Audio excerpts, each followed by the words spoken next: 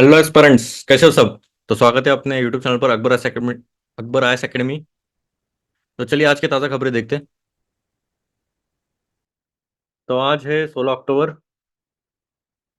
और rocks UNSC voices strong concern for UN peace keepers after Israeli attacks. तो इसमें क्या है, यूएनएससी क्या है? यूएनएससी पता है? UN security council. अच्छा, थोड़ा यूएन के बारे में देखते हैं चलो। यूएन सिक्योरिटी काउंसिल होता क्या है और इसका काम क्या करते हैं, और हम पार्ट है क्या नहीं। हमें एक्चुअली इसका मेंबरशिप बनाने वाले थे, पर कुछ एंशंट पॉलिटिकल लीडर ने थोड़ा सा इनको, जो हमारा नेबरिंग कंट्री है, उनको दे दिया, चाइना को। अभी वो पॉलिटिकल डिबेट में मुझे नहीं पढ़ना है कि क्यों दिया क्या दिया। तब हमारा थोड़ा सा आइडियलिज्म, थोड़ा आइडियलिस्टिक थे हम, थोड़ा हमारी थिंकिंग कि हम थोड़े से भाई भाई टाइप में थे। और जब ये वॉर हुआ तब उनको बहुत बड़ा शौक लगा था। आप समझ सकते हो, जो हमारे फर्स्ट प्राइम मिनिस्टर है। चलो, यूएनएससी क्या है? तो देखिए, ये एक सिक्योरिटी काउंसिल है। अभी सिक्योरिटी काउंसिल में क्या रहता है, तो जनरली जो अ, अभी इसमें 5 मेंबर्स है मेजरली, तो जो कि रहते हैं परमानेंट मेंबर्स, और 15 रहते हैं नॉन परमानेंट मेंबर्स। एक्चुअली पूरे टोटल 15 है, तो 10 नॉन परमानेंट मेंबर्स है और 5 परमानेंट मेंबर्स है। ये इलेक्ट किए जाते हैं 2 साल के लिए। इसका प्राइमरी रिस्पॉन्सिबिलिटी रहती है कि भाई इंटरनेशनल पीस और सिक्योरिटी मेंटेन किया जाए। अभी देख देख सकते हो कितना क्या है अभी इसमें। एक्चुअली देखा जाए तो यूएन जो है एक बड़ी ऑर्गेनाइजेशन। देखिए, यूएन की स्थापना एक्चुअली जो की गई थी, तो वो जो वर्ल्ड वॉर 2 हुआ उसके बाद का एक, और एक ऑर्गेनाइजेशन आई थी, उसके बाद इसका नाम चेंज करके यूएन रख दिया था। तो उसमें 5 ऑर्गन्स रहते हैं मेजरली। तो पहला रहता है जनरल असेंबली, यूएनजीए बोलते हैं उसे। फिर trusteeship council, economic and social council, international court of justice और द सेक्रेटेरिएट। ठीक है, ये एक हुआ, ये और 2 हुआ, ये 3 हुआ, ये 4 हुआ और ये 5 हुआ। ठीक है, तो यूएन के 5 ऑर्गन्स रहते हैं और इनका मेजरली मेन पर्पज तो वही रहता है,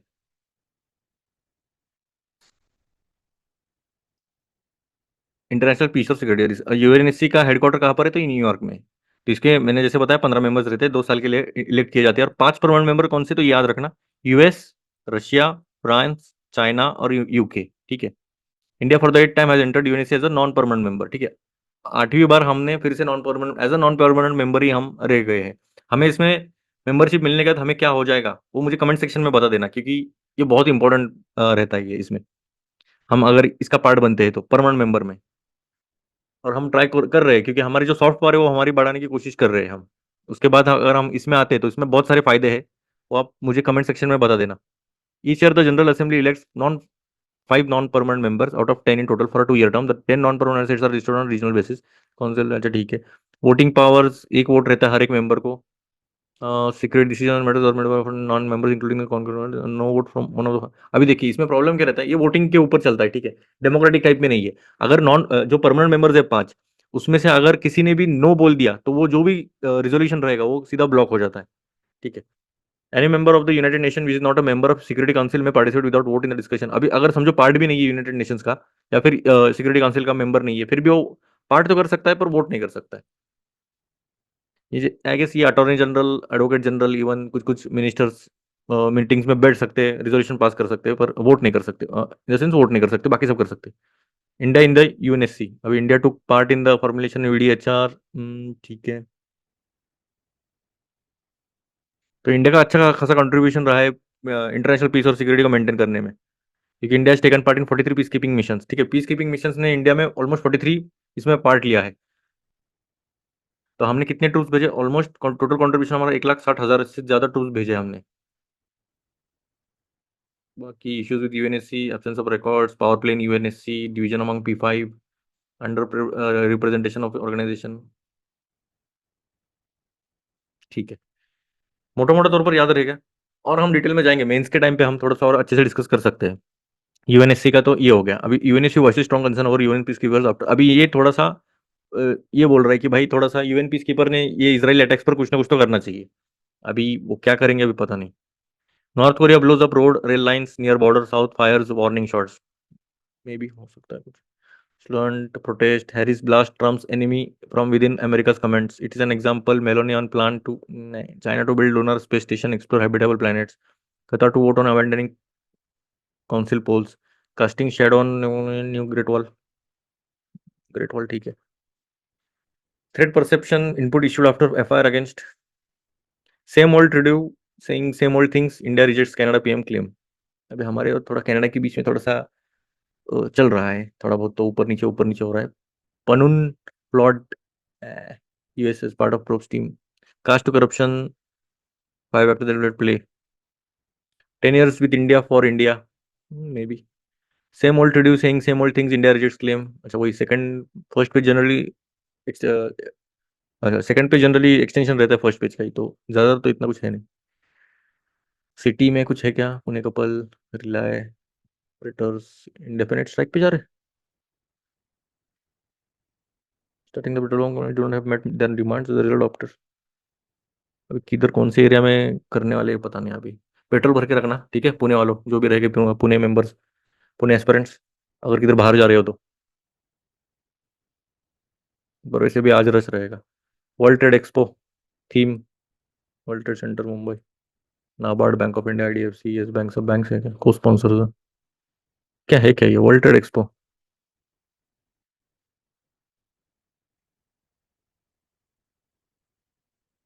MSME diplomatic committee of foreign countries to promote international trade. Okay, international trade को प्रमोट करने के लिए ये उठाया है क्या एक्सपो? एक्सपोर्ट का है क्या? ठीक है चलने दो. 87 लाख वोटर्स एंड 8, ठीक है. अभी महाराष्ट्र में भी इलेक्शंस आने वाले, तो निवडणूक साहित्य कक्ष बना देना इलेक्शन कार्ड. देखिए हमारे पास इलेक्शन एक बेस्ट टूल है as a citizen of India, क्योंकि हम जो चल रहे हैं वो पूरा डेमोक्रेसी के ऊपर ही चल रहे हैं.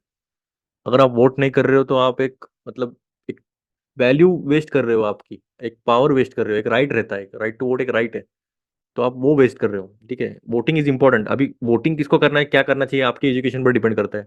अगर आप एजुकेटेड हो, अच्छे खासे एजुकेटेड हो, कोई भी आपको एड़ा नहीं बना रहा है, किसको फुसला के या फिर कुछ अलग मे बी रिलीजन या फिर दूसरे ट्रेड्स पर आपको इन्फ्लुएंस करके अगर वोट ले रहा है, तो उसको वोट देने का कारण नहीं बनना चाहिए मेरे हिसाब से. तो जो अच्छा काम कर रहा है, ठीक ठाक कर रहा है, उसने किया है अच्छा, आपने देखा है, आप पूरी हिस्ट्री निकालिए उनकी कि भाई इसमें कुछ केसेस चल रहे हैं या नहीं. आपको सतर्क रहना चाहिए, सतर्क रहे, सावधान रहे. ठीक है, आपका वोट है, भले ही आपको थोड़े से पैसे मिलने पर या फिर दो जो जो भी रहेगा अलग मजे करने पर, आपको अगर वोट करने का उस पर ही वोट कर रहे हो तो आपको अच्छा नहीं, मतलब वो वेस्ट हो रहा है वोट. आपने देखना चाहिए आपकी जिंदगी में कुछ बदलाव कर रहा है कि नहीं, वो जो भी रहेगा. तो वोटिंग इज मस्ट. ठीक है, भले आप नोटा का वोट कीजिए पर वोट कीजिए. ठीक है, वो मैटर ही नहीं करता, वोटिंग इज इंपॉर्टेंट भाई. अभी इतने टोटल इलेक्टर्स इतने हैं, अभी किसकी बात है, ये पुणे डिस्ट्रिक्ट की बात है. अभी कितने वोट करते देखिए, ऑलमोस्ट 50 या 60% ही वोटिंग करते हैं. तो मेरी सबसे अच्छी कैसी करनी चाहिए. अभी मैं किसी पार्टी को सपोर्ट नहीं कर रहा हूँ, ये डिसीजन आपका है. आप खुद, आपको पता रहेगा कि कौन कितना काम कर रहा है, कौन सच में काम कर रहा है या कौन कितने घपले कर रहे हैं, तो वो आपके ऊपर है. देखिए वोटिंग जो है, अभी आप मुझे एक बात बताइए, थोड़ा सा इस पर थोड़ा सा बात करना ही पड़ेगा क्योंकि बहुत इंपॉर्टेंट इशू है. आपके घर में समझो एक मेड है, ठीक है, आपने उसको पैसे दे रहे हो काम करने के, ठीक है, आप उसके पैर पकड़ते हो क्या, या फिर आप इसको पूछते हो क्या आप कैसे हो, मतलब इन द सेंस मैं बात ये करना चाह रहा हूँ कि आपका जो भी इनडायरेक्टली नौकर भी थोड़ा ये टर्म है, पर वैसा देखा जाए तो नौकर ही है. तो नौकर को आप सीधा पैर वगैरह पकड़ते हो क्या, भाई अच्छा काम कर रहे हो, बहुत अच्छा काम कर रहे हो, या फिर अगर समझो ये घपले करने लग गए, समझो ये आपका जो पैसा है वो खा के काम भी नहीं कर रहा है, फिर भी आप उसकी तारीफ कर रहे हो, तो आप समझ रहे हो मैं किधर इंटेंशन जा रहा हूँ मेरा. तो एज अ देखिए ये रिप्रेजेंटेटिव्स है हमारे, हमारे एक्चुअली देखा जाए तो नौकर ही है, पब्लिक के नौकर रहते हैं. तो इन द सेंस आपको नेगेटिव टर्म में नहीं लेना है नौकर. इन द सेंस आप, उनका काम है सर्विस देना, ना कि उनको बहुत बड़ा चढ़ा के दिखाना कि भाई देखो हम ये है वो है. भाई तू है, हमने वोट किया इसलिए तू है ना. अगर हमने वोट ही नहीं किया रहता तो किधर जाके बैठा रहता और कोई पूछता भी नहीं आपको. तो आपका जो वोट है वो बहुत मैटर करता है. आपका काम है आपके जो भी सर्विसेज रहेंगे उससे निकालना, क्योंकि उनका वो काम ही है सर्विस देना. ठीक है, सर्वेंट है ये. इवन जो आप सर्विस में जा रहे हो, आपको एज अ सर्वेंट ही जाना है. आपके बड़े बड़े तूफान बाजीगर टाइप, मतलब एकदम सिंघम टाइप में नहीं रहता है भाई. ठीक है, सिंघम भी ठीक ठाक है, वो बहुत ओवर एग्जेगरेशन है वो. पर आपके जो लिमिट्स है, आपके जो पावर्स है, वो आपको बस बड़ा बनाने के लिए या फिर दूसरे को दबाव डालने के लिए नहीं किया है. आपको काम दिया है बस भाई, आपको सर्विस करना है, सर्व करना है पीपल को. जो भी समस्या रहेंगी पीपल की, उनको सॉल्व करना है, ना कि उनके ऊपर धाक एकदम ऐसा कि भाई देख मैं कौन है और मेरे को ऐसे कैसे बोल रहा है, ये ऐसा नहीं चलेगा. ठीक है, ठीक है, आज के लिए इतना काफी है. तो वोटिंग के ऊपर से ये थोड़ा सा मैटर करता है. Mahayuti hails poll dates, MVA says government will collapse in one stroke. नहीं ठीक है, इलेक्शंस में मुझे पढ़ना नहीं है। आपको ज्यादातर तो आप, अगर मालूमात रहनी चाहिए, मैं ये नहीं कर रहा हूँ कि पॉलिटिकल न्यूज़ नहीं पढ़नी चाहिए, पढ़नी चाहिए, पर अभी यूपीएससी के लिए इतना पढ़ने की जरूरत नहीं है। आपको पता रहना चाहिए कि भाई चल क्या रहा है, ठीक है, उसमें ज्यादा इन्वॉल्व नहीं होना है। फर्क रहता है भाई, ठीक है, आपका टाइम वेस्ट नहीं होना चाहिए, आपको पता होना चाहिए किधर क्या चल रहा है, क्योंकि politics is in our blood only, ठीक है। हम पहले पॉलिटिक्स में बहुत ज्यादा इंटरेस्ट रखते हैं, वैसे भी देखा जाए तो। पॉलिटिक्स इन द सेंस ये कि किसको क्या बोल रहा है, वो किसको बोल रहा है, उसमें पॉलिटिक्स नहीं देखना है, ठीक है। सच में ग्राउंड लेवल पे क्या काम हो रहा है वो देखो। वो ऊपर ऊपर के बातें आपको बस एंटरटेन करने, कपिल शर्मा सब बनने की कोशिश करेंगे अभी, एंटरटेन करने की कोशिश करेंगे। तो एंटरटेनमेंट पे नहीं जाना है हमें। अभी आप उतने समझदार हो, ज्यादा कुछ बोलने की जरूरत नहीं। Study shows how behavioural discipline can impact the intensity of our back pain. Back pain बहुत इंपॉर्टेंट इशू है, ठीक है। हम बहुत ज्यादा, अगर ज्यादा घंटे बैठ रहे हो तो थोड़ा ब्रेक लेके पढ़ा करिए। 45 मिनट्स ही पढ़ना है। आप देखिए, स्वामी विवेकानंद जी का भी इससे ज्यादा तो नहीं गया कॉन्सेंट्रेशन लेवल। अगर उतनी महान हस्ती 45 मिनट्स तक पढ़ सकती है, नॉन स्टॉप बोल रहा हूँ मैं, उनका कंसंट्रेशन आपको पता रहेगा। अगर उन्होंने ये पेज पढ़ लिया ना, इनका एक स्टोरी बताता हूँ स्वामी विवेकानंद जी का। तो वो ट्रेन से जा रहे थे, ठीक है, और वो अपना अखबार पढ़ रहे थे कुछ तो आई गेस उनकी बाद में वो अखबार उन्होंने रख दिया ऐसे नीचे, और वो सो गए, ठीक है, बर्थ पर सो गए, वैसे अखबार पूरा पढ़ लिया और वो सो गए। और एक आदमी आया, मतलब कोई तो दूसरा आदमी था, आई गेस कोई दूसरा ही रहेगा।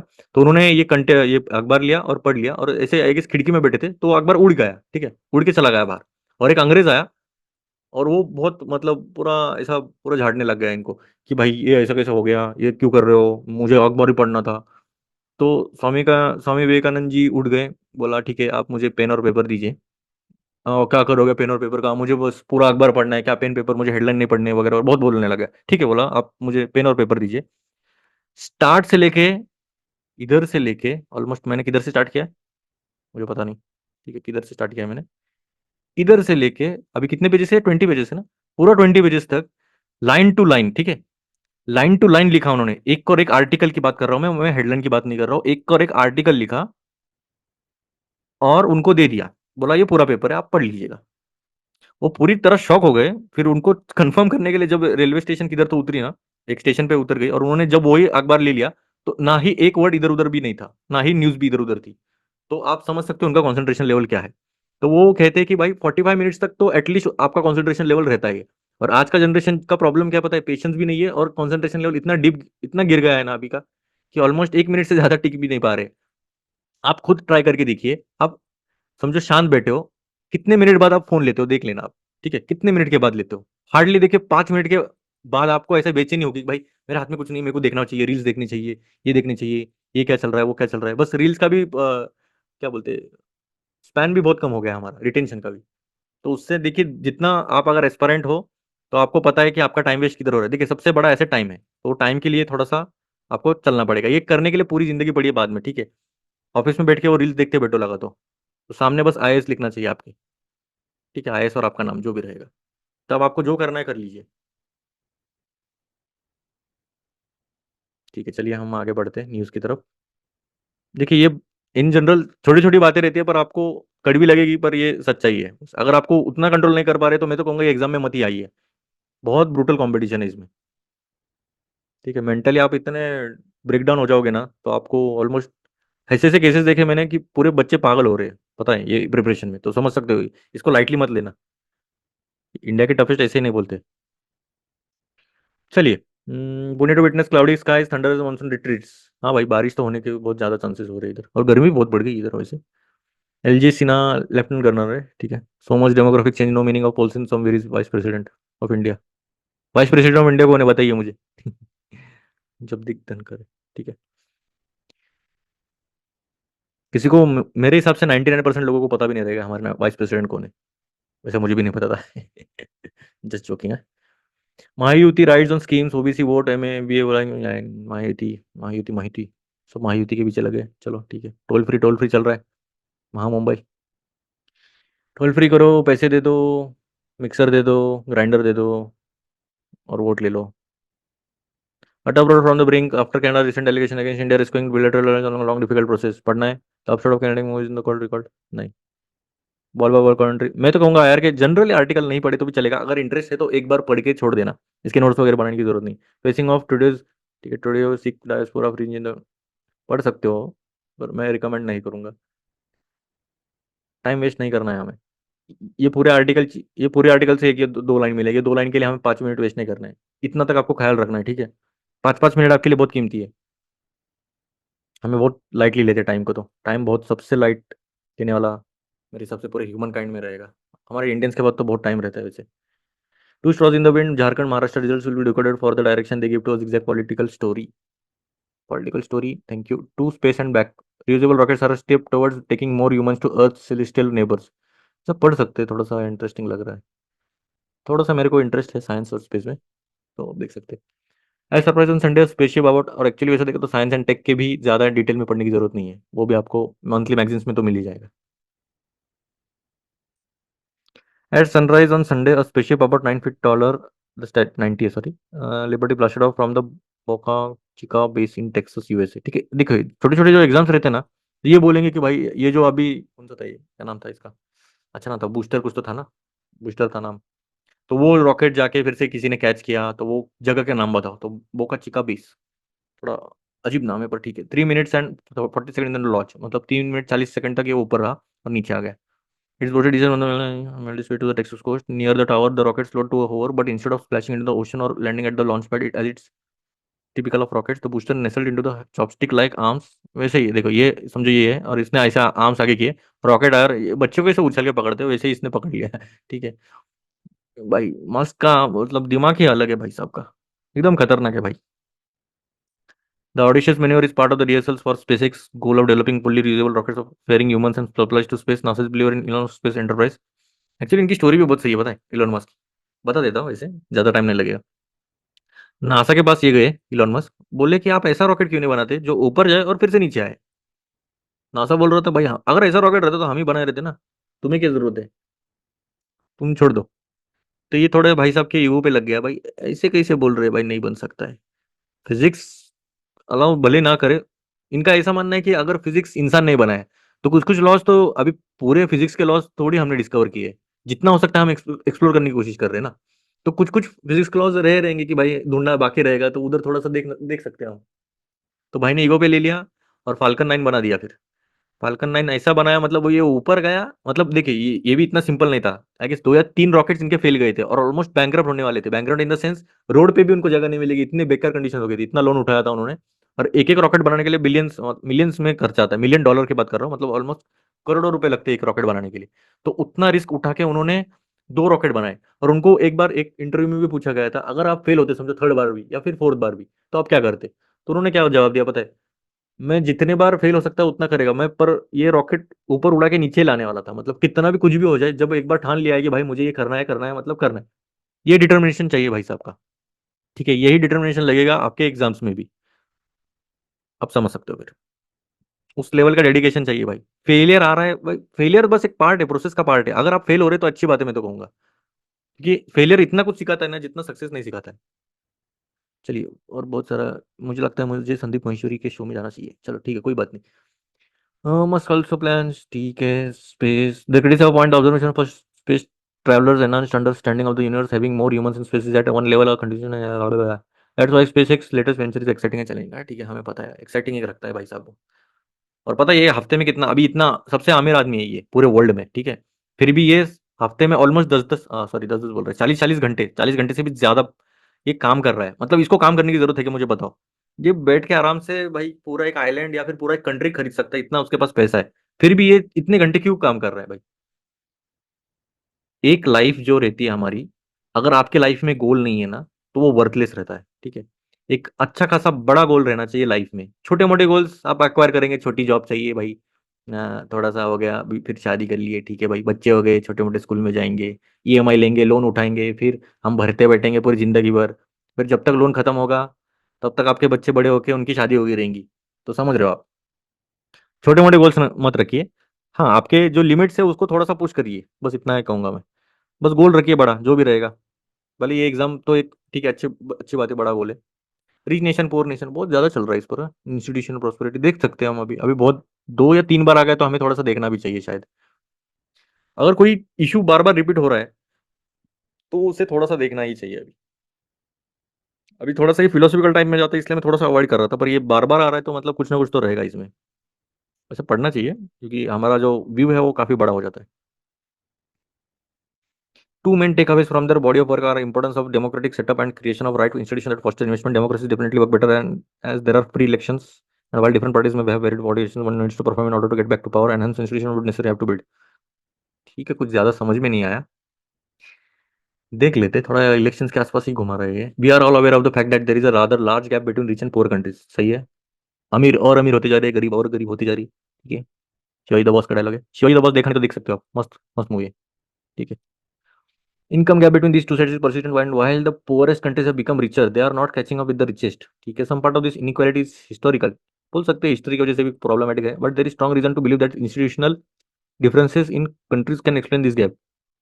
Strong reason to believe that institutional differences in countries can explain this gap. ठीक है, इंस्टीट्यूशनल डिफरेंस की बात कर रहे हैं अभी कि कौन से इंस्टीट्यूशंस की बात कर रहे हैं अभी देखेंगे। Develop world has a common thread in the form of political and economic structures. ठीक है, इनका तो वो स्ट्रॉन्ग रहता है, एंड प्रोबेबली माइंडसेट्स है, एग्जाम भी माइंडसेट का ही गेमिंग, माइंडसेट बहुत स्ट्रॉन्ग चाहिए आपका। ठीक है, इवन कंट्रीज का भी माइंडसेट स्ट्रॉन्ग रहता है। अगर I guess Elon Musk India में रहता तो शायद इलॉन मस्क होते ही नहीं, हमें जानते भी नहीं, क्योंकि सराउंडिंग उतना खतरनाक है। मैं ब्लेम नहीं कर रहा हूँ, मैं बस एक फैक्ट बता रहा हूँ। हम बहुत डरते किसी भी चीज़ को करने के लिए, हमारा इंडियन मेंटेलिटी है। अगर फेल होते तो उसको बस हंसते, भाई उधर फेल होते तो वो चीयर करते, समझ रहे हो। This is the theory espoused by three economists, Darren, Simon, James, who have been accorded this year's Sveriges Riksbank prize. भाई साहब ये कौन सा शब्द है, ये कैसा prize in economic sciences in memory of Alfred Nobel. ये जरा देखते हैं भाई, है क्या स्वेरिज, भाई क्या नाम है, स्वेरिजिस, भाई पहली बार नाम सुन रहा हूँ मैं, स्वेरिजिस। अच्छा, स्वीडन की बैंक है ये, Riks Nobel memorial prize in economic sciences, ये होता क्या है। देखिए, थोड़ा सा क्यूरियस माइंड रखिए, जो नहीं दिख रहा है थोड़ा सा रिसर्च करिए और आगे बढ़िए, ज़्यादा नहीं सोचना है, लाइफ बहुत बड़ी है अपनी। इधर है भाई, थोड़ा यूपीएससी लिखता हूँ।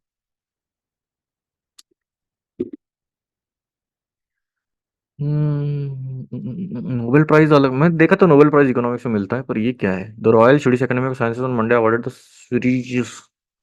ठीक है, नाम नहीं पढ़ रहा हूँ, एसआरपी, ठीक है एसआरपी बोलता हूँ, in economic science in memory of Alfred Nobel. अच्छा ठीक है,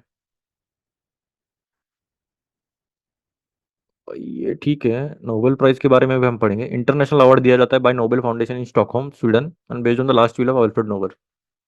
इनकी भी स्टोरी अलग है, ये अलग से बताऊंगा, हर एक बंदे की स्टोरी है, अगर वो बड़ा लेक्चर हो जाएगा।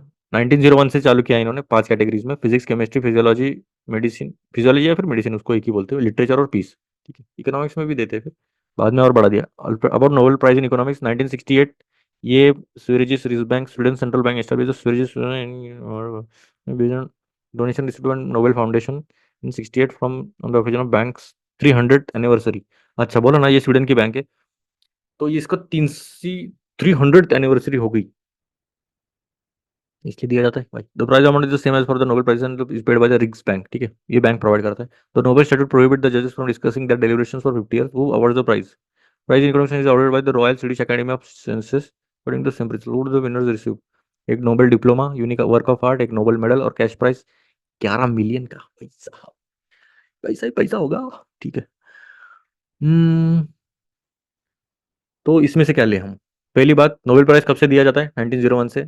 अल्फ्रेड नोबेल के लास्ट विश थी कि भाई मेरे नाम पर, अभी इन्होंने डायनामाइट डिस्कवर किया था और उनको ऐसा लगने लग गया था भाई इतना अच्छा डिस्कवरी किया और मुझे कुछ नहीं मिल रहा है, तो इन्होंने बोला कि भाई मेरे नाम पर अगर आप दे सकते हो आगे जाके, नहीं मेरे नाम पर नहीं, कि एक अवार्ड देना चाहिए भाई, कि भाई जो भी नया कुछ कर रहा है तो उनको अवार्ड देना चाहिए, तो उनके उसके बाद में इनके नाम पर ही देने लगते हैं नोबेल अवार्ड। तो ये कैटेगरीज वगैरह डिवाइड किया, और ये जो नोबेल प्राइज इकोनॉमिक्स में है ये देता है, एस्टेब्लिश किया ये Sveriges bank prize in economic sciences in memory of Alfred Nobel. ठीक है, और ये बैंक देता है, इतना याद रखना, ये स्वीडिश रिक्स बैंक। ठीक है, स्वीडिश है। तो ठीक है, what actually do they mean by institutions, वही क्वेश्चन था मेरा भी। Institution are gamut of political and economic edifices. Edifices का मीनिंग क्या है। कभी भी छोटा मन मत कीजिए, अगर कोई वर्ड नहीं आ रहा है तो। सभी क्या एकदम आइंस्टाइन नहीं रहते हैं। A large and imposing building, a complex system of belief, economic devices. ठीक है, बिलीव रहेगा that drive a countries growth agenda. Simply put, the regime can be inclusive, which is best exemplified by the West, which is also largely democratic. This would mean a strong legal system where rules are defined with an education. There are transparent laws relating to doing business, covering taxes, trade, and commerce. This provides the counter for doing business. Alternatively, it can be exploited, as can be seen in autocratic regimes such as in some parts of Africa. Quite clearly societies with poor rule of law and institution that exploit the population do not generate growth. ये एक बात है। अभी देखिए इन्होंने क्या बोला है कि पहले इसमें क्या बोला है कि भाई ट्रांसपेरेंट लॉज है किससे रिलेटेड। तो भाई जो काम कर रहे हो, बिजनेस करना है, टैक्सेस कवर करना है, ट्रेड एंड कॉमर्स करना है, ये क्लियर कट दिया है भाई कि आपको कुछ ज्यादा नहीं लगेगा। Ease of doing business in the sense, ease of doing business मतलब क्या, किसी को अभी समझो मुझे बिजनेस करना है इंडिया में, तो इतने इसमें लाइसेंसेस लेना पड़ता है, परमिशंस लेनी पड़ती है, अलग अलग मिनिस्ट्रीज को जाना पड़ता है, फिर उनको परमिशन लेने के बाद फिर और अलग से वो तो हो गया ठीक है, वो भी परमिशन कब मिलते हैं वो भी पता रहेगा। शिवाजी तो बहुत देखिए ठीक है, सीधा एक हॉस्पिटल खोलने के लिए उसको कितना घुमाते हैं, बस उसने ये दिया नहीं तो एक बड़े मिनिस्टर को, वो अलग बात है। तो टैक्सेस भी हमें तो ये भी पूछना चाहिए भाई, हमने इतने पैसे दिए हैं उसका आपने किया क्या है, लेखा जोखा बताइए, पूरा लेखा जोखा बताइए भाई। हमने इतने इतने करोड़ दिए हैं तो उसका लेखा जोखा बताइए कि किधर किधर खर्चा हुआ है और कितना काम किया है ग्राउंड रियलिटी पे। ये आपका काम है, पॉपुलेशन का काम है कि भाई सतर्क दिखाना है हमें। आप अगर स्ट्रिक्ट नहीं रहोगे तो भाई जो नौकर है वो कैसे भी काम करेगा और आप बोलेगे वाह वाह वाह अच्छा काम कर रहा है, और एक टाइम ऐसा आएगा कि भाई पूरा घर ही इतना खत्म हो जाएगा ना, आपको समझेगा भी नहीं, फिर वाह वाह करते बैठना। And multilateral institutions keep harping on economic reforms, is this is what they are talking about. Root raise there, किधर गया, theory to colonialism where they link the quality of institutions to the number of settlers in colonial post independence, sorry. In some places the aim of the colonists was to exploit the indigenous population and extract resources for their own benefit। देखिए ये थोड़ी theory जाती है। Colonialism, colonialism मतलब क्या, colonialism, slip of tongue हो रहा है क्या आजकल। अंग्रेज आए, इनको कॉलोनी चाहिए थी भाई, ठीक है, इनको पैसा कमाना है, कैपिटलिस्ट माइंडसेट, इनको पैसा कमाना है तो क्या करेंगे ये, जो भी पॉपुलेशन है इनसे काम करवाएंगे, ठीक है, काम करवाया, इनको बेचने पर मजबूर करेंगे, इससे जो पैसा आ रहा है वो खुद लेंगे और अपने देश भेज देंगे। तो ये कॉलोनियलिस्ट माइंडसेट रहता है। तो ये पूरा एक्सप्लॉइट करने के लिए जो भी कर सकते तो वैसा हो रहा है आज के इसमें, ये इनका मानना है, मेरा नहीं। In others the colonist formed inclusive political and economic system for the long term benefit of European migrants. वही बता रहा हूँ, जो भी इंस्टीट्यूट इन्होंने क्रिएट किए है, जो भी रहेगा, स्कूल बनाया, अभी अभी बहुत लोग बोलते हैं भाई देखो अंग्रेज ना होते तो इंफ्रास्ट्रक्चर ये होता, देखिए चर्च कैसे बनाया, देखिए ये अपना क्या था ये टर्मिनल कौन सा है हमारा, शिवाजी सीएसटी टर्मिनल जो है, देखिए आप इंफ्रास्ट्रक्चर देखिए भाई। वो क्यों बना रहे थे पता है, वो फोर्ट लाइक स्ट्रक्चर बनाया है, अगर इन इन फ्यूचर अगर कुछ अटैक वगैरह होता है तो वो सीधा उनको बचाव के लिए उन्होंने बनाया है, ना कि हमारे एस्थेटिक व्यू के लिए, हमें एजुकेट करने के लिए, ना ही वो एक्सप्लोइट के नजरिए से लगा। देखिए एक बात समझिए, शॉर्ट टर्म गेन्स में अगर आप देखा जाए, शॉर्ट टर्म गेन के लिए आप ज्यादा ये नहीं करना चाहिए, ज्यादा क्रेडिट नहीं देना चाहिए। उनका काम था बस आपसे काम निकलवाना, प्लस उनको प्रॉफिट मिल गया वो सीधा भेजते थे लंदन। तो आप समझ रहे हो, अभी उसके बहाने में आपको रेलवे मिल रही है, या फिर पोस्टल किया, रोड्स बनाए, बहुत कुछ किया है, सही है, पर वो उनके फायदे के लिए था। तो वो मेंटेलिटी आपको समझ में आनी चाहिए। इसलिए देखिए जो यूपीएससी है ना वो अवेयर सिटीजन बनाता है हमें। मैं ये नहीं कह रहा हूँ कि आपको पास ही होना है, आईएएस बनना है। आप जब ये एग्जाम की प्रिपरेशन करते हो ना, तो आपका जो माइंडसेट है ना बहुत स्ट्रांग हो जाता है, प्लस आपका जो डाइवर्स व्यू होता है, एक ही नजरिए से आप नहीं देखते हो किसी भी इशू को, आप उसके तह तक जाते हो। This varied across the Europe and Asia where colonies, ठीक है, the two main takeaways from their body of work are the importance of democratic setup and the creation of the right institution that foster investment। वही important है। देखिए पहले तो बात कि democratic setup अच्छा होना चाहिए, प्लस राइट इंस्टीट्यूशन, इंस्टीट्यूशंस का राइट होना मतलब क्या, जो भी इंस्टीट्यूशन रहेगा, इलेक्शन कमीशन हो गया, ठीक है, सीबीआई होगी, या फिर जितने भी इंस्टीट्यूशन है हमारे बड़े, आईआईटीज हो गए, आईएम्स हो गए, इवन यूपीएससी बॉडी हो गई, जो भी अभी इसमें भी करप्शन के चार्जेस लग रहे हैं, अगर वो अच्छे से अगर काम ही नहीं कर रहे तो डेमोक्रेसी कैसे काम करेगी फिर। ये बात कर रहे हैं कि democracy will definitely work better as there are free elections and while different parties have varied motivations no one needs to power. अभी देखिए हमारा डेमोक्रेसी बेस्ट है, क्यों पता है, अगर कोई चुन के आ रहा है तो उसको और मेहनत करनी पड़ेगी फिर से चुन के आने के लिए, ऐसा नहीं है कि भाई अगर उसने एक बार काम किया और बस कर दिया। तो हमारी डेमोक्रेसी बेस्ट है, बस अभी हम कितने अवेयर होते हैं उस पर डिपेंड करता है। अच्छा आर्टिकल लिखा है वैसे। The protection of private property is an institution that comes automatically if there is a strong judicial system. ये भी इंपॉर्टेंट है, जुडिशियल सिस्टम का भी स्ट्रांग रहना भी बहुत इंपॉर्टेंट है। अगर जस्टिस ही नहीं हम दे पा रहे हैं तो फिर वजूद ही खत्म होता है इंसानियत का, समझ रहे हो। Similarly various policy that support the growth process, पूरी इंसानियत पर का विश्वास ही उड़ जाता है अगर जस्टिस नहीं मिल पा रहा है तो। इंस्टीट्यूशंस पर तो जाता ही जाता है, प्लस इंसानियत पर भी जाता है। अ क्वेश्चन विच इज, आप लगा तो जय भीम देखिए, ठीक है, जय भीम देखिए कि जस्टिस मतलब क्या रहता है और जुडिशरी कितना इंपॉर्टेंट रोल प्ले करती है अगर उनके पास वो ताकत दी जाए तो। A question which would come to mind is how China has managed to create one of the largest economies with the latest state-of-the-art infrastructure and production processes. The political system is autocratic for all practical purposes but has delivered well. Here, the counter argument can be that while the economy is large and competes well, immense inequality within the country. Therefore, such guided growth where the government owns and controls a large part of the means of production does not bring about an optimal solution in terms of equality. वही बात है, Singapore can be another country example which is not democratic but has strong institutions. देखिए, ये democratic नहीं है पर इनके जो इंस्टीट्यूशन इतने स्ट्रॉन्ग है ना, तो उनको जरूरत ही नहीं पड़ती डेमोक्रेसी की, समझ रहे हो, इतना स्ट्रॉन्ग है ये। क्वेश्चन ये भी आ सकता है यूपीएससी मेंस में कि भाई मेरे हिसाब से institutions, if institutions can be stronger then there is no need of democracy, ऐसा भी आ सकता है। अगर इंस्टीट्यूशन स्ट्रॉन्ग है तो डेमोक्रेसी की जरूरत नहीं है, अगर डेमोक्रेसी स्ट्रॉन्ग है तो इंस्टीट्यूशन स्ट्रॉन्ग होना जरूरी है। हाय, हैंग हो रहा है। ये रहते हैं एनालिटिकल क्वेश्चंस। इधर गए हम। It can be considered an outlier for there are also some India's neighbor countries which are ostensibly democratic but tend to be get oligarchy which has impeded development. वो भी एक प्रॉब्लमेटिक है, democratic है और ओलिगार्किक है, में बहुत ज्यादा रूल कर रहे हैं। ओलिगार्किक मतलब क्या, एक मेजर रूलर नहीं है, बहुत सारे रूलर्स है। Let us look internally now. अभी हमारे अंदर देखते हैं, government has focused lot on the ease of doing business. देखिए, ये गवर्नमेंट ने अच्छा काम किया ईज ऑफ डूइंग बिजनेस में। This has been achieved by creating the appropriate institutional structure through a series of reforms in every sector, providing success to infrastructure and land laws, dispute resolution, strong financial systems are all part of institute setup that is required to keep growing ticking. Growth ticking. ठीक है, this has been vindicated in our context in the last 10 years or so, where India has become the fastest growing economy through. Admittedly, there is a long way to go in becoming developed economy. Therefore, while laureates do not provide specific solutions, the takeaway can be that unless there are democratic regimes which foster the building of strong institutions.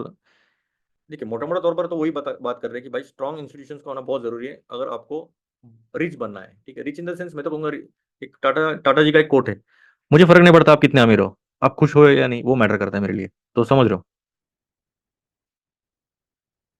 खुशी बहुत matter करती है इसमें। अभी आप किससे भी खुश हो सकते हैं, जरूरी नहीं पैसा, पैसा बहुत इंपॉर्टेंट है, मैं वो बात नहीं कर रहा हूँ। पैसा बेसिक रिक्वायरमेंट है, पर आप खुश हो क्या नहीं, पैसा कैसा भी कमाया जा सकता है, आपको भी पता है। करने का रहा तो बहुत कुछ कर सकता हो। ठीक है, चलिए, facing off two strands, to and space देखा, अच्छा आर्टिकल था वैसे। Pakistan other front answers to India's problem in the radically line, कौन सी लाइन है मुझे बता देना, कौन से दो कंट्रीज के बीच में। Kind of lessons that draws from the terminal, ठीक है, पढ़ सकते हैं लाइन पे। झगड़े हो रहे हैं, हमारी लाइन है, चलो ठीक है कोई नहीं। भगवत बिसीज भारत, ये क्या है भाई, पॉलिटिकल है क्या। National security adviser board of India, media adviser to prime minister, भाई बहुत बड़ी पर्सनैलिटी है तो। संजय बारू, his grim outlook does not sit well with the narrative of an India rising as a consequence of policies of the current dispensation of Viksit Bharat's Amrit Kal. Bharat image power fame and position the world is constantly, RSS की बात कर रहे हैं prime minister. ठीक है, इतना इतना important नहीं है। Ticket for like Coldplay concert frenzies about FOMO, fear of missing out है, फोमो मतलब नॉट म्यूजिक। हाँ, थोड़ा जेंजी में थोड़ा प्रॉब्लम ही आने लग गया है कि भाई हम कॉन्सर्ट में नहीं जा रहे तो हम उसके लायक मतलब इन द सेंस कि हम हमारे हमारे फ्रेंड्स लोग क्या जवाब देंगे, भाई ऐसा थोड़ी रहता है। इवन दिलजीत दिलजीत दोसांझ के भी कॉन्सर्ट्स बहुत महंगे होते जा रहे हैं वैसे, मतलब कुछ कुछ कम कम टिकट्स में। अभी ये कितना हद तक सही है गलत है ये अभी पता नहीं। देखिए, एज एन अम्यूजमेंट के लिए देखना चाहिए, ना कि एज अ मतलब क्या बोलते हैं, एकदम जाना ही चाहिए वैसे वाला। बाकी आपका SCO meet today, Jaishankar in Islamabad is the first ये external to visit Pakistan in 9 years। भाई साहब, ये सबसे मेरे हिसाब से बेस्ट पर्सनैलिटी है और बेस्ट पोस्ट दिया है इनको एक्सटर्नल अफेयर्स मिनिस्टर्स की।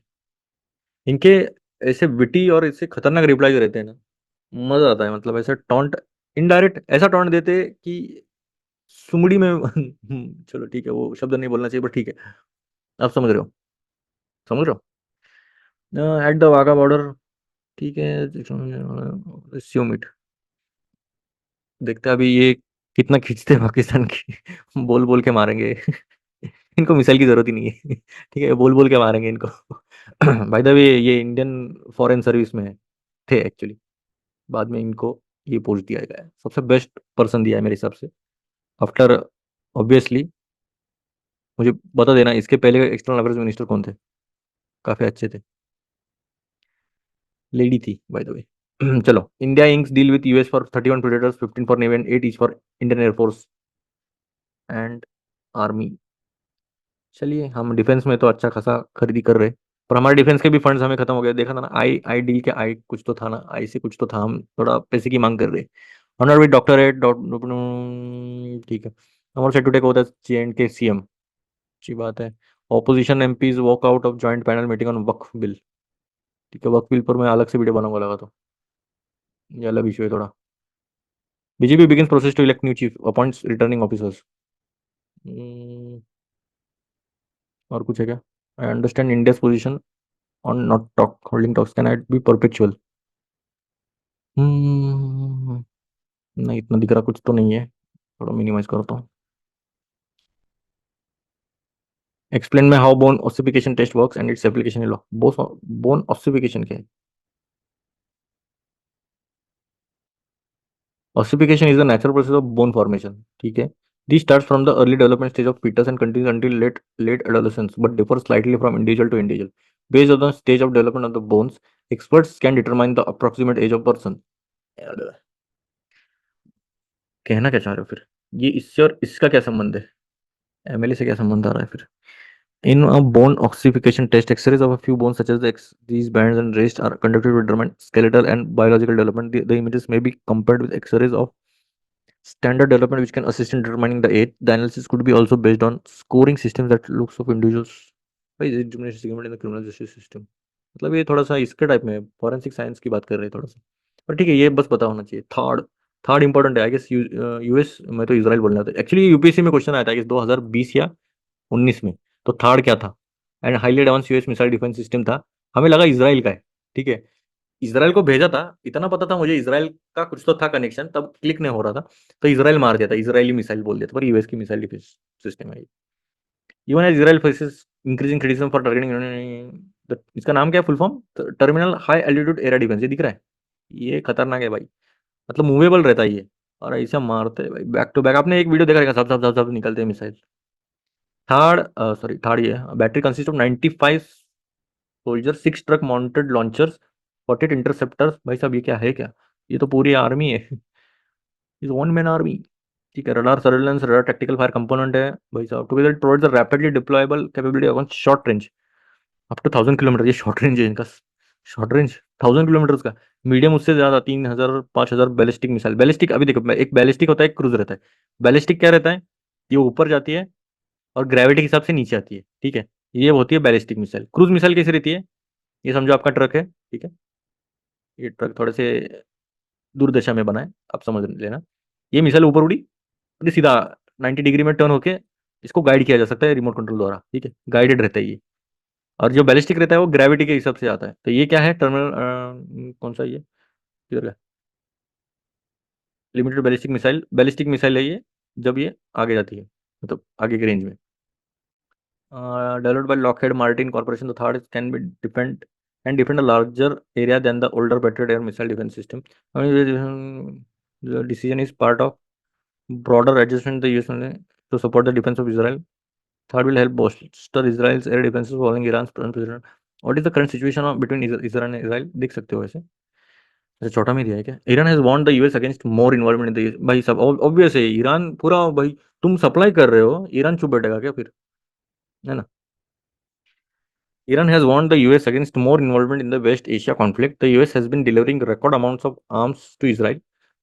It is now also putting lives of its troops at risk by deploying them to operate US missile system in Israel. While we have made tremendous efforts in recent days to contain all-out war in our region, I said clearly that we have no red lines in defending our people and interest. Iran's foreign minister has really ready to retaliate for Iran's October 1 missile attack. The presence of third missile is likely to serve as a deterrent for Iran and reassurance free Israel. Third एक बहुत खतरनाक काम करेगा, अगर Israel ने कुछ भी attack किया तो ये डिफेंड कर सकता है, उतना खतरनाक है ये, डिफेंड भी कर सकता है और अटैक भी कर सकता है। Ukraine has been requesting a THAAD battery for long to defend itself against Russia. THAAD is not, अभी अभी रशिया, अभी यूक्रेन भी मांग कर रहा है भाई हमें भी थर्ड दो, पर थर्ड अगर इनको समझ में आ गया रशिया को, तो रशिया पहला बॉम्ब उनके ऊपर ही गिराएगा यूएसए पे। THAAD is not only very expensive to use, it also requires trained US personnel to operate it. Israel already has an advanced multi tiered air defence system and the THAAD signal post. भाई Israel का defence system आप थोड़ा सा मेरे हिसाब से Israel के पास क्या क्या है ना, बस एक वीडियो डाल देना, ठीक है, इसराइल की पावर समझ में आ जाएगी कि बस इसराइल के पास क्या क्या है। इवन यूएसए भी डरेगा इसराइल से, इवन रशिया भी डर सकता है, पर रशिया के जो प्राइम मिनिस्टर है, तो वो बहुत खतरनाक है भाई, ठीक है, उनके उनसे कोई पंगा नहीं लेना चाहिए। ये एक्चुअल केजीएफ है, ठीक है, रॉकी भाई है। ग्रीन वॉशिंग गाइडलाइंस, अब ये क्या है? 6 principles for trust for the environmental claims. क्या क्या है? ट्रूथफुलनेस, एक्यूरेसी, फलाना ढिमकाना, no misleading endorsement, imaginary, make actually relevant claims. What is green washing? Green washing क्या है पता है? Brain washing. ये यूपीएससी ने क्वेश्चन पूछा है by the way, I guess 2023 में पूछा है, 23 या 22 में पूछा है। 22 में तो मैं ही था, मतलब मैंने क्लियर किया था। 22 में नहीं था, 22 में था क्या? ठीक है, कभी तो पूछा है, पर पूछा है। ग्रीन वॉशिंग था कि दूसरा कुछ तो वॉशिंग था, कुछ ना कुछ तो वॉशिंग था, ठीक है। वॉशिंग पाउडर निर्मा तो नहीं था। Although greenwashing as a term has been used in the limited context of advertising in guidelines as much products, greenwashing refers to growing tendency of companies, organizations, or even countries to make dubious or unverified claims what their activities, products are। हाँ, ये पता है। अभी देखिए, ये product है समझो XYZ, इसके ऊपर लिखेंगे हर्बल, या फिर नेचुरल, या फिर इको फ्रेंडली, या फिर प्लांट बेस्ड, पर रहता पूरा केमिकल है। ये होता है ग्रीन वॉशिंग, आपको बहका देना ऑर्गेनिक के नाम पर। तो ये होता है ग्रीन वॉशिंग। वही eco friendly and climate friendly. Due to heightened sensitivity to climate change, there is rising pressure on corporation and governments to carry out their activities in a way that causes the least damage to the environment. As a result, wrong claim करने लगे। अभी देखिए, इनके ऊपर pressure आने लग गया है ना भाई। गवर्नमेंट और ये कंपनीज के ऊपर प्रेशर आने लग गया, ऑर्गेनाइजेशन, मेजरली ऑर्गेनाइजेशंस पर प्रेशर आने लग गया कि भाई जो भी आपका प्रोडक्ट है, अभी क्लाइमेट चेंज बहुत डेंजर इशू है, तो उसके नाम पर अभी दिखाना, तो अभी प्रोडक्ट तो बेचना है, पर अभी अगर वो नहीं बेचा तो हमारे पर बहुत सारे रिस्ट्रिक्शंस लग जाएंगे। तो फिर ये ऐसा जुगाड़ कर रहे हैं, पर ये भी जुगाड़ पकड़ा गया। अभी बहुत मुश्किल हो जाएगा, आपको जेन्युइन प्रोडक्ट देना ही पड़ेगा अभी। तो उसके बारे में रहेगा ये सब। पढ़ने जैसा है क्या?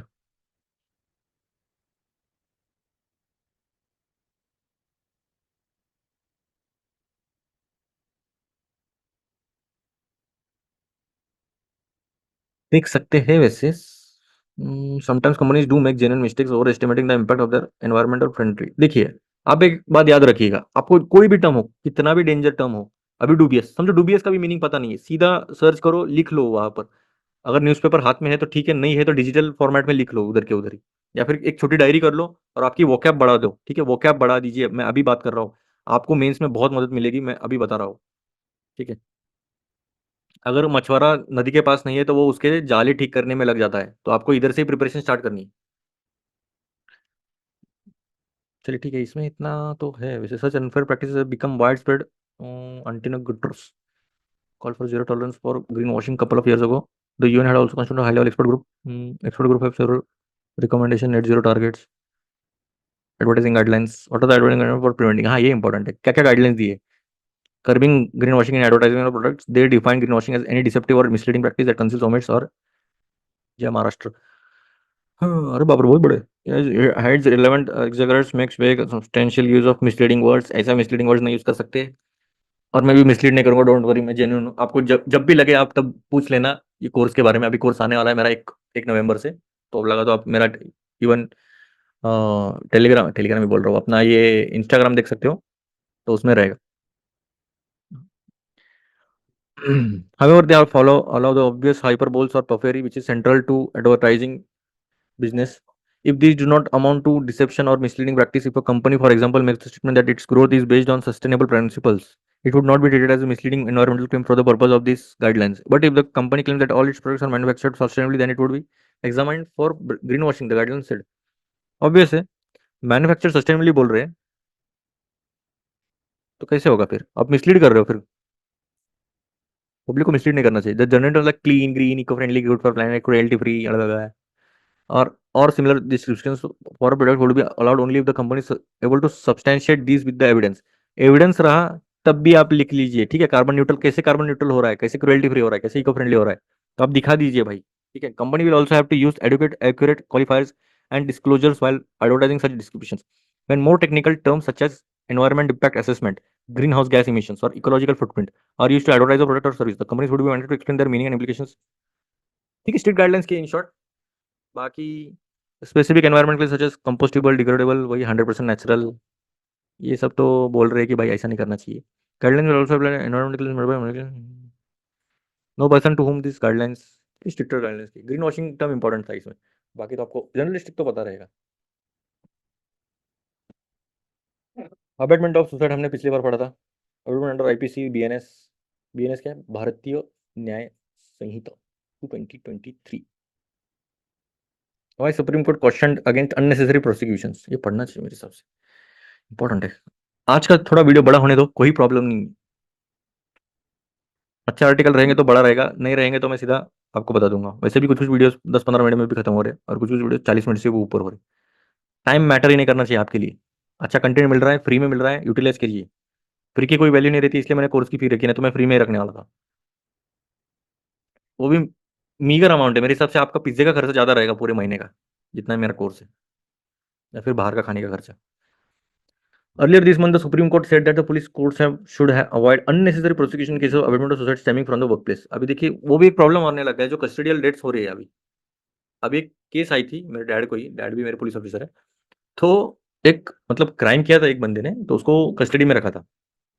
ठीक है, पुलिस कस्टडी में रखा था। तो वो डिमांड करने लग गया कि भाई मुझे दारू चाहिए, ठीक है, दारू दे दो नहीं तो मैं सुसाइड कर लूंगा।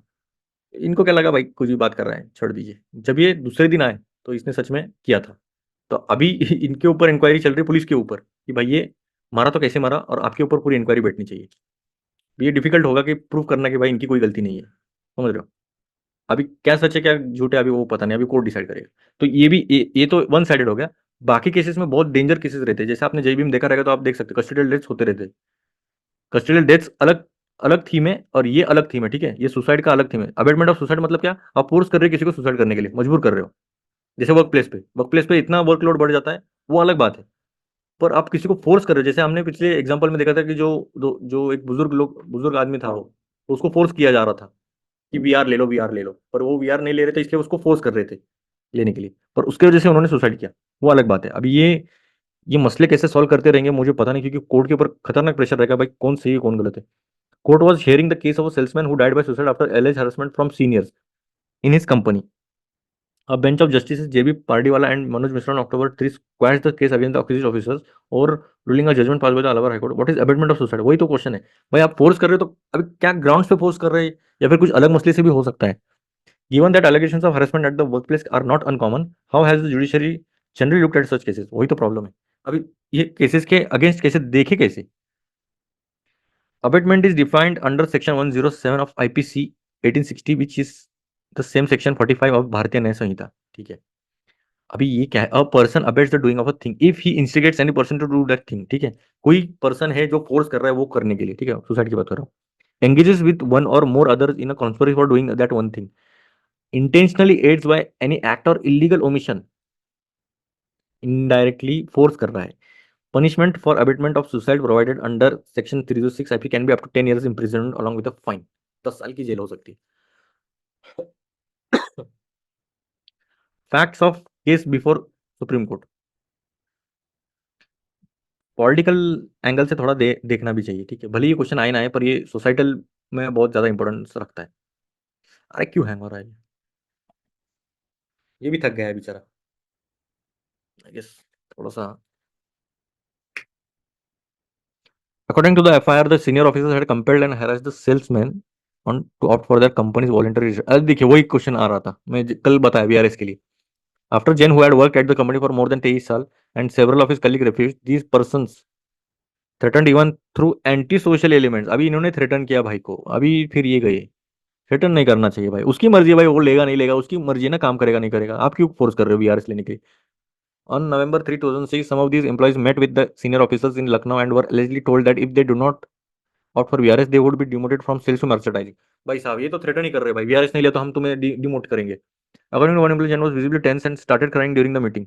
That evening, Jain hanged himself. His brother Rajneesh accused the senior officer of abetting the suicide. The Allahabad High Court refused the plea by the officer to quash the case, holding that there was a direct link between the meeting where the humiliated and tortured. What the top court said, relying on past decisions, the Supreme Court held that in amendment to suicide cases, there must be direct and allowing encouragement, incitement by the accused। बरोबर है। अच्छा ठीक है, आपको समझ में नहीं आ रहेगा इनका बोलना क्या है। अभी सुप्रीम कोर्ट क्या बोल रहे हैं कि इसमें डायरेक्ट या फिर इनडायरेक्ट लिंकेज रहता है कि ये फोर्स कर रहे हैं अक्यूज को। The court divided such cases into two category based on the relation of the deceased, ठीक है। दो केसेस में इन्होंने डिवाइड किया है, whether there are sentimental ties or physical relations or if it is an official capacity. एक बात होती है कि भाई आप कुछ सेंटिमेंटल टाइज है क्या उसमें, पहला, या फिर आप सच में उसकी कैपेसिटी है या नहीं इसलिए डिमोट कर रहे हैं, ठीक है। दूसरा तो नहीं था ऑब्वियस है। जब सेंटिमेंटल टाइज रहेंगे the bar for providing proving abetment may be lower, the court said sometimes a normal quarrel or the hot exchange of words may result into immediate psychological imbalance and it may give temptations to the person to commit suicide, ठीक है। अभी कभी कभी क्या हो जाता है, normal quarrel भी हो गया, छोटा मोटा झगड़ा हो गया, तब भी साइकोलॉजिकल इंबैलेंस की वजह से ये स्टेप उठा सकते हैं। और ऑफिशियल कैपेसिटी रिलेशनशिप्स में क्या होता है, such as between employer and employee और on the other hand manage through law rules policies and regulations. In these cases courts must avoid unnecessary prosecutions and must see if there is evidence to show that the accused intended to cause the suicide. अभी देखिए इसमें क्या होता है, law rules के हिसाब से अगर वो चल रहा है, अगर वो मान मान रहा नहीं कि वो लॉ या रूल या पॉलिसी रेगुलेशन नहीं फॉलो कर रहा है, तब कोर्ट उसमें नहीं पढ़ना चाहिए कि भाई कि ये प्रोसिक्यूशन है या फिर ये सुसाइड क्यों किया है। It is wrong to hold a full fledged trial to determine if the accused had such an intention. By and large the facts make things clear more particularly from the nature of allegation itself watching the case what courts have said earlier। वैसे अभी इसमें कितना आ सकता है वो idea नहीं है, पर एक आइडिया लग गया रहेगा आपको। फिर भी देख ही लेते हैं, अभी चलो आधे तक आगे तो आधा ही रह गया ना। And moreover, the Supreme Court set a high bar for proving abetment of suicide under theory, including specific intent. It requires an active or direct, which led the deceased to commit suicide, seeing no option, and this must act must have been intended to push the deceased into such a position that he or she committed suicide. In July 2023, the Karnataka High Court refused to quash proceedings। अभी ठीक है, ये पूरा case by case बोलने वाले कि ये case में ये हुआ, ये केस में ये हुआ, हम फाइनल कंक्लूजन पे आते हैं। Proving abetment of suicide would depend on the facts of the individual case. There must be proof of direct or indirect acts incident। Proof रहना चाहिए, अब इसे प्रूफ के बगैर कुछ नहीं हो सकता। By continuous course of conduct. ठीक है, अभी जब तक ये अभी अलग अलग केसेस में अलग अलग डायमेंशंस क्रिएट किए इन्होंने, और उस इसके हिसाब से ये ले रहे डिसीजन, और ये इंपॉर्टेंट इशू है मेरे हिसाब से, तो बाकी कुछ भी आ सकता है। Economy with India Canada diplomatic ties in tailspin business link could see a chill India to allot satellite internet spectrum administrative Scindia. Scindia कौन है? ज्योतिरा ज्योतिरादित्य आई गेस, हाँ Jyotiraditya. Sterling differ on spectrum allocation. India motor IPO open retail portion subscribe 226 on Monday. लेना चाहिए था IPO. Global governance firm पर इसका study करे बगैर नहीं जाना है। आईपीओ अगर उठा रहे हो आप, एक लॉट ऑलमोस्ट 13-14 हज़ार का रहता है बाय द वे, ऑलमोस्ट 7 या 8 शेयर रहेंगे इसमें। तो कितने रहेंगे, इधर दिया रहेगा, नहीं दिया है शायद, ठीक है कोई नहीं। Global governance framework needed for ethical AI. ठीक है, एथिकल एआई तो ऑब्वियस है। Google landmark nuclear deal with Kairos and how that could boost ASMR. ASMR क्या है? Small modular reactors. इस पर भी, न्यूक्लियर के ऊपर भी मैं थोड़ा सा अलग से वीडियो बनाऊंगा, डोंट वरी। कुछ कुछ इश्यूज बहुत ज्यादा इंपॉर्टेंट है ना, तो उसका अलग से वीडियो बना के ही मैं बताऊंगा। अभी थोड़ा सा चल अलग काम चल रहा है, जैसे फ्री हो जाऊंगा वैसे मैं वीडियोस बनाना चालू करूंगा इश्यूज पर। आफ्टर वेलकम डब्ल्यू सी नहीं, वर्ल्ड कप है, वर्ल्ड कप ही है। स्पोर्ट्स वाला मेरे को इतना इंटरेस्ट नहीं है, अगर आता भी है तो कुछ फर्क नहीं पड़ना चाहिए, हर दिन वो कुछ ना कुछ तो रहता है। इंपॉर्टेंट इंपॉर्टेंट जो इवेंट्स है ये खतरनाक है भाई। सेकंड आया पर भाई सबका दिल जीत लिया, ये कौन है? ये ओलंपिक में सिल्वर मेडल लिया है भाई ने, यूसुफ डिकेक। ठीक है, आई गेस तुर्की का है ये, तुर्की का ही है ना? हाँ तुर्की का ही है। शूटर है, शॉर्ट रेंज आई गेस, पिस्तौल। 50 मीटर का कितना है? 10 मीटर है, एयर पिस्तौल टारगेट। टी शर्ट पहन के आया भाई, ना गॉगल्स ना हेडफोन्स, ना वो उसके अलग लेंस रहते, बस आए भाई शूट किया, बात खत्म। सीधा सिल्वर, बच गए, नहीं तो गोल्ड ही था, पॉइंट में बचा है। ठीक है, खतरनाक, ऐसा एटीट्यूड रहना चाहिए भाई। एग्जाम देने भी जाओ तो ऐसे जाना चाहिए भाई, नीडर होके, जो होगा सो होगा, देखा जाएगा। फेल तो फेल, नेक्स्ट टाइम ऐसा करना है, सीधा ऑल इंडिया रैंक 1, बात ही खत्म। चलो। और कुछ है क्या? चलो आज भविष्य देखते हैं, तुम्हारा भी देख लेना जो भी रहेगा पॉज करके।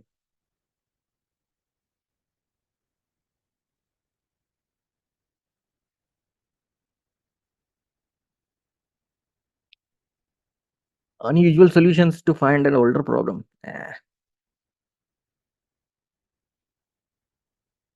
राहु केतु थोड़ा सा, एस्ट्रोलॉजी पर भी रिसर्च चल रहा है मेरा अभी, कि भाई सच में वो इतना इम्पैक्ट होता है या नहीं। होता रहेगा ऑब्वियस है, हमारे पूर्वज खतरनाक इंटेलेक्चुअल थे, तो वैसे नेचर के बन भी सकते हैं हम, कि हमारा नेचर पूरा डिफाइन करता है। जब हम बर्थ लेते हैं, तब जो प्लैनेट्स रहेंगे उनकी दशा क्या थी, तो वो डिटरमाइन करता है हमारा बिहेवियर कैसा रहेगा। तो थोड़ा बहुत तो इम्पैक्ट रहता ही है मेरे हिसाब से, तो पूरी तरह नहीं, पर एक अंदाजा लग जाता है कि इसका नेचर कैसा रहेगा, और ज़्यादा तो 50% चांसेस रहते हैं कि हमारा वो नेचर मैच ही हो जाता है। पर पूरी तरह फुल फ्लेज इस पर ही नहीं कि भाई आपके नसीब में कुछ ना कुछ तो रहेगा और तभी आप बनोगे, नहीं। एज अ बस अलग चेंज के लिए भाई क्यूरियोसिटी रहती है ना, क्या होने वाला है। नहीं है इतना, मेरे हिसाब से इतना काफ़ी है।